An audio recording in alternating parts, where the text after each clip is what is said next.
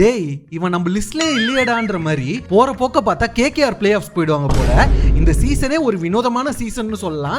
எனக்கு இது எதுவுமே நடக்க மாட்டேங்குது. கேகேஆர் எப்பத்துல இருந்து மேட்ச் வின் பண்ண ஆரம்பிச்சாங்கன்னு நீங்க நல்லா நோட் பண்ணீங்கன்னா அது நம்ம சுனில் நரேனும் வருண் சக்கரவர்த்தியும் நல்லா போட ஸ்டார்ட் பண்ணதுல இருந்து தான் சொல்லலாம். மும்பை இந்தியன்ஸ் பேட்டிங் மகா சொதப்பல். கண்டினியூஸா விக்கெட் விட்டுட்டே இருந்தாங்க. நடுவுல விக்கெட் நிறுத்துறன்ற பேர்ல திலக் வர்மாவும் ஹர்திக் பாண்டியாவும் ஒரு டெஸ்ட் மேட்ச போட்டாங்க பாருங்க. நம்ம ருத்ராஜ் கெய்க்வாடுக்கே சவால் விடுற மாதிரியான ஒரு இன்னிங்ஸுங்க.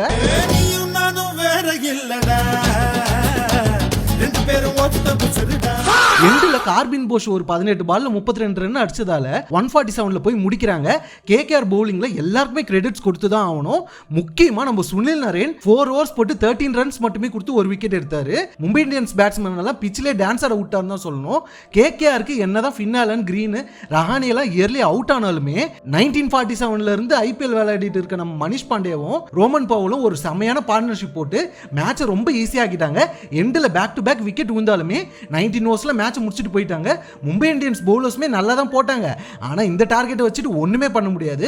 இப்ப ராஜஸ்தான் மட்டும் ஒரு மேட்ச் தோத்தாங்கன்னா கேகேஆர் பிளே ஆஃப்ஸ் போறதுக்கு ஒரு நல்ல சான்ஸ்னு சொல்லலாம். ஏன்னா கேகேஆருக்கு டெல்லி கேபிட்டல்ஸ் கூட தான் அடுத்த மேட்ச். இந்த சீசன்ல ஆல்ரெடி டெல்லி கேபிட்டல்ஸ் கூட ரொம்ப ஈஸியா கேகேஆர் வின் பண்ணிருக்காங்க. நீங்க யார் பிளே ஆஃப்ஸ் போவாங்கன்னு சொல்லிட்டு கீழே கமெண்ட்ல மென்ஷன் பண்ணுங்க. நம்ம சேனல்ல ஐபிஎல் ரிலேட்டட் வீடியோஸ் டெய்லி போட்டுருக்கோம். சோ சப்ஸ்கிரைப் அண்ட் ஃபாலோ பண்ணிக்கோங்க. அடுத்த வீடியோல பார்க்கலாம். பை.